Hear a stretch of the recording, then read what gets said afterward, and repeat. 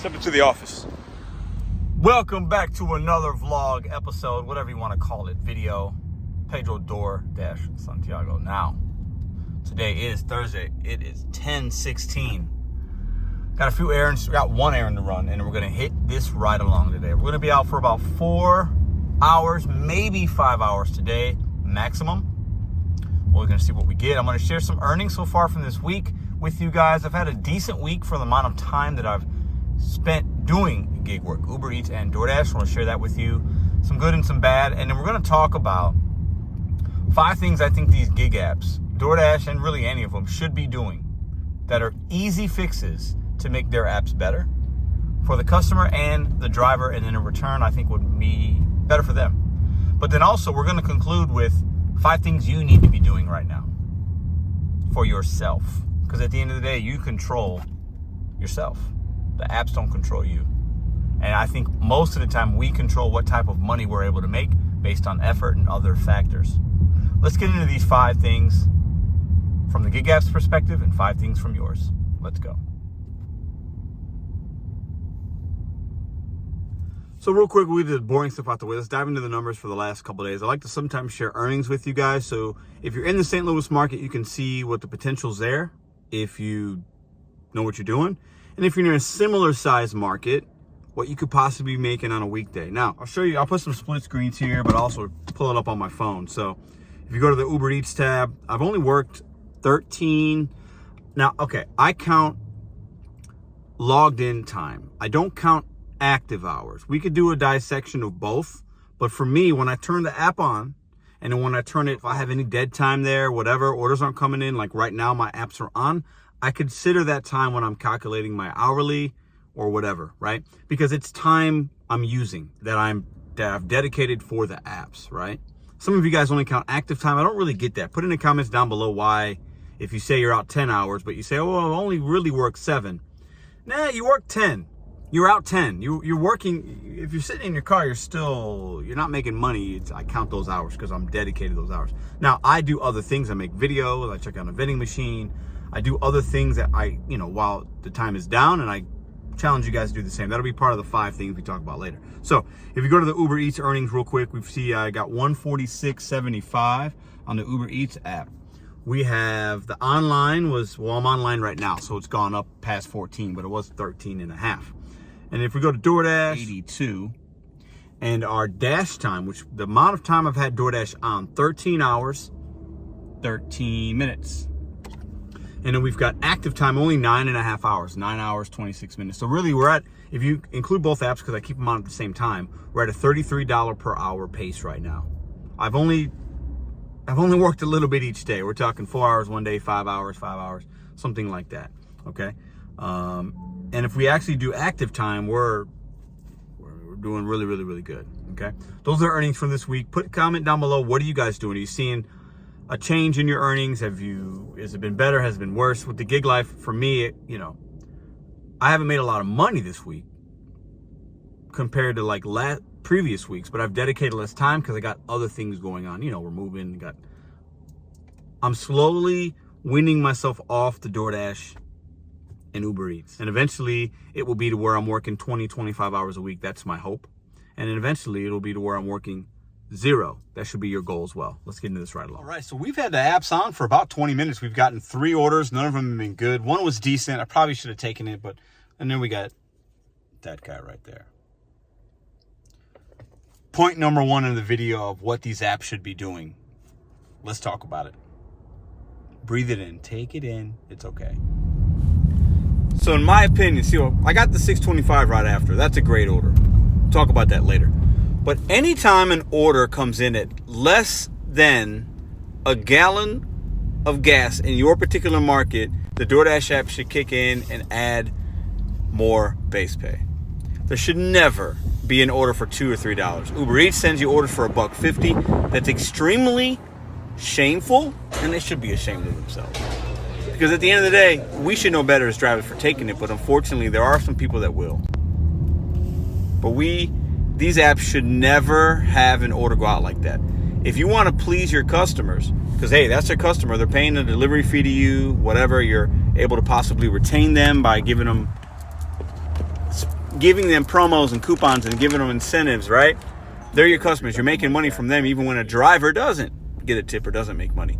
But you should up the pay. And eventually you should. But if you see a customer backing tips out, or if you see a customer lives 10, 20 miles away and they don't tip, you need to really incentivize that as a driver to take that order. So A, the customer actually gets it because they're paying you to get it. Even if they're not paying the driver, they're paying you. See this $9? This is a good one as well.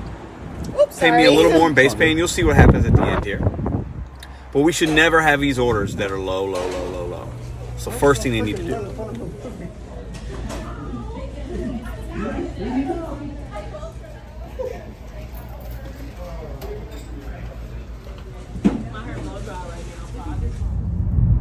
Second thing I would do. Second thing they should all do, because they all do it besides Grubhub as far as I'm concerned, right? Tip transparency, hiding tips. It's silly. It hurts the customer. Now, I don't mind it because I know how to find them. And he goes, I preach that all day long. You know, if you know how to find them, it's not the end of the world for a driver.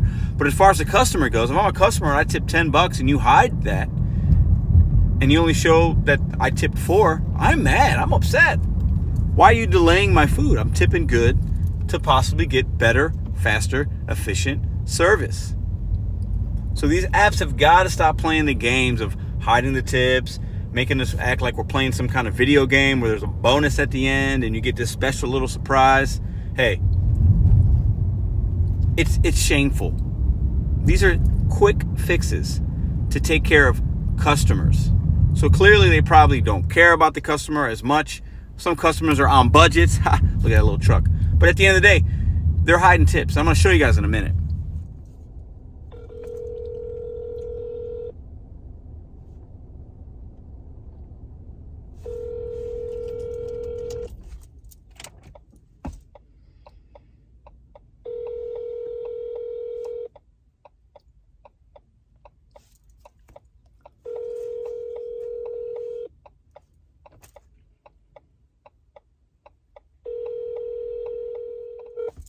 Hello? Hi, is this Rebecca? This is she. Yeah, I have a Chick-fil-A delivery for you. Said to call when I got here. Okay. I'm sorry? Oh, Chick-fil-A. I thought you said AAA. I was like, what? Yes, I will send someone now. Okay, thank you. Thanks. Come on, Rebecca, answer your phone. She did. She sent one of her guys down to get it. But look, they hide tips, right? And look at this order here. Check this. Watch what's about to happen here. Not a big tip. For Rebecca? Yes. Okay. It's that one. But they hit some. And I kind of figured that because I know my market, right? But they shouldn't be doing that. It's ridiculous. The second thing I would do, and second thing I think needs to be fixed. Who's this guy? We're in Forest Park. I don't know who that is. Huh. Hope he tipped his people.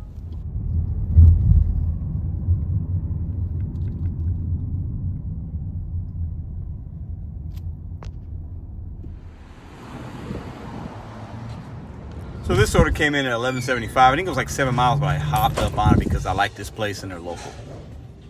How are you? Good. I have an order for Josh for Doordash. Really, man? Really?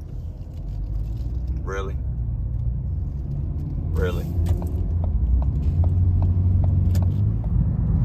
And just so some of y'all know, it's not an app that I use, but there is an app called Paro where it shows you, usually it predicts a tip transparency. I can show you how to find the tips, but there are apps out there that can help you if you're interested, okay? So let's go ahead and drop this off and we'll get into our third topic.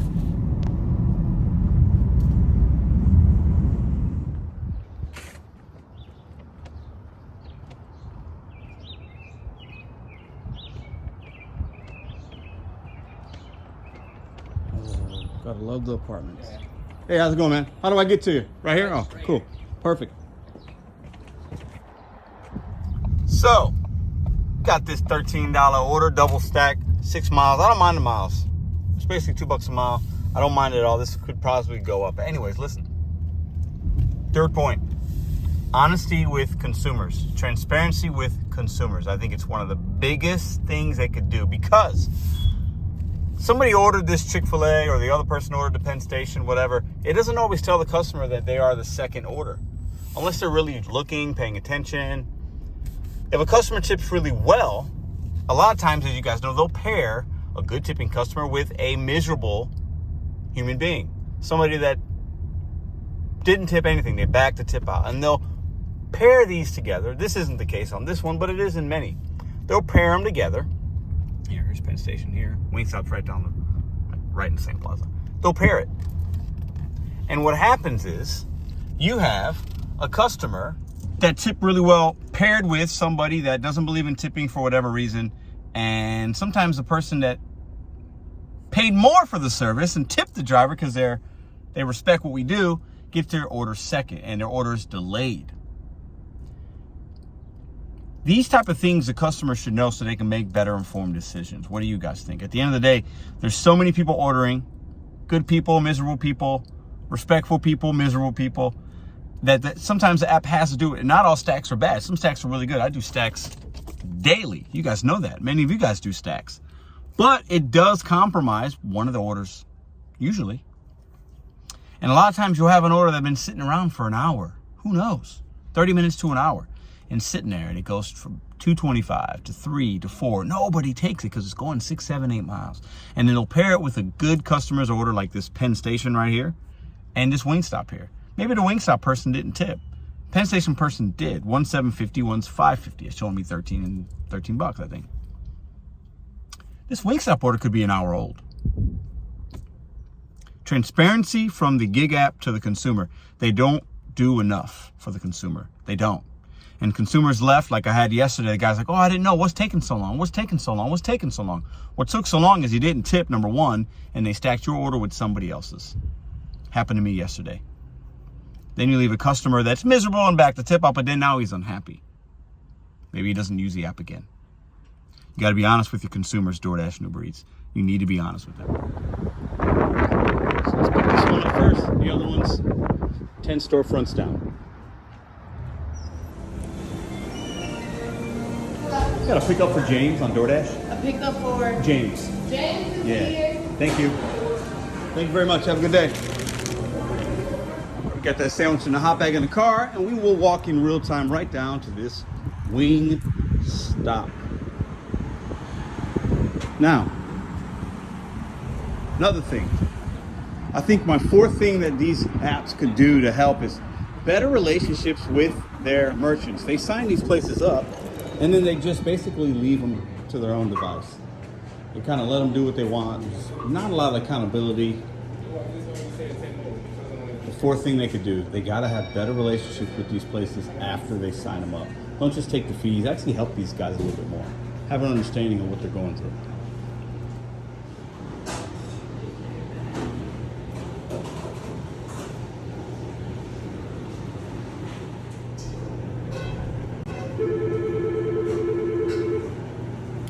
And I know some of y'all don't like making drinks at Wingstop's real bad. This guy made the drink for me. Appreciate you making it. Thank you. Shout out to the guy at Wingstop.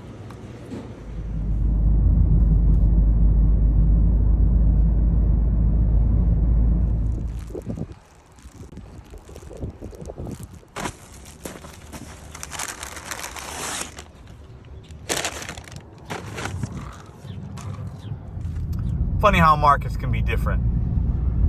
Give you guys a little Pedro mindset here.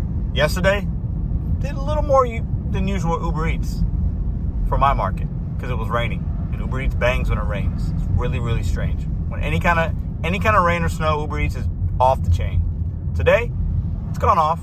All garbage. Not one even worth considering. We've done nothing but DoorDash today because the weather's nice. Let's look at this from 320 McDonald's. Ain't no tip on that, y'all. I know I said I'm going to keep doing a few, but I can't take that. It really pains my heart to actually work like that. It just does. I don't like delivering to people like that. With gas the way it is, if you take that kind of order, you are a fool. Don't ever take those, guys. You can't do it. I don't care what anybody tells you. Got a little Pretzel Boys action. $8 going about 3 miles. I said, yeah, we could do that. Plus, y'all know I love picking up from local joints, man. I'd rather do business and do drop-off delivery with places like this than the big chains. Okay, there's the hole.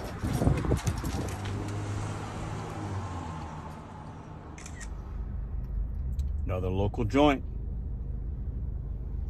on Arsenal next to Tower Grove Park. What a nice day out. Fifth thing these apps should be doing. And I'm gonna give a little credit and shout out to Uber. Uber, when I turn my app on, a few times a month it has me take a picture of myself. Driver selection. Doordash and even some other apps, they got too many clown drivers out here working on other people's accounts. I know that there's a demand, a need, that they need a lot of drivers, but man, there are some clowns out here delivering in their pajamas. Looks like they haven't taken a shower in days or weeks. That is who's representing your company, right? Driver selection has to be better. They got to do something. I mean, check in with your drivers. DoorDash should, have them take a picture of what you look like that day, possibly. What do y'all think? So, would love to hear your guys' 5 things, couple things that I'm sure I missed a million things. Those are my 5. Those are my 5 that I think could be game changers that would help customers, drivers, and then in return help these companies. So we talked about tip transparency, being honest with customers, driver selection, relationships with merchants, and better pay for these low ball orders. If the app sees a customer back to tip out, or if it's long distance, I know sometimes on the long distances, DoorDash and the other companies pay a little bit more, but you can't, if it's 10 miles and you're only giving me an extra 50 cents, that's not an incentive. You got to do something better with these low ball orders. You just have to. Now let's talk about the 5 things you could be doing for yourself. Let's forget about the gig apps. Here's my 5. First thing, and not in any particular order, y'all know I hate Sonic. There are some places I believe you just shouldn't go, but you also have to adapt and give places another chance. You got to adapt in the gig economy. If you're not adapting and you're too stubborn, and sometimes I can be like that, right? I think we all can. You might be missing out on opportunities. A lot of these merchants in a lot of markets have a lot of high turnover, whether it's from the GM to assistant managers to staff. Turnover could mean good or bad. So if you went to a Sonic 6 months ago and you haven't been there in a while, but you see a good order come in, you might want to give them a try. Learn to adapt. Second thing, said it many times, I'm gonna keep saying it. You gotta be building towards something. I'm not gonna be the guy that's gonna tell you you can do these apps forever, because you can't. Most people cannot. Be building towards something, have some dreams, have some goals, work towards something every single day. Keep betting on yourself so that you can get out of this rat race. And if you're trying to do this stuff and you realize your market's just not hitting, you can't make the money you used to, or you're new and you can't make it, try a different app, or you just gotta stop. You can't keep doing the same thing and expect a different result. Your market might not be able to sustain what you need to make. You might need to go back to a W-2, right? And that's okay. Take your pride and ego and put it to the side while you're doing this gig work, because it's not gonna be for everybody. That's something you could change right now. Fourth thing, YouTube's a great place to learn things. It's a great place for entertainment. But there are a lot of people that say you can make $400 in a day. You can make $1 million. You can make $35 an hour. That might not be true for you. Stop using YouTube as a benchmark for your own personal results and goals. You have to go out and do it. Use YouTube as entertainment, get some little tips and tricks here and there, and that's it. Don't let anybody, including myself, tell you what you can make, because that might not be a reality for you. Fifth thing, this isn't any order, and there could be a million things, right?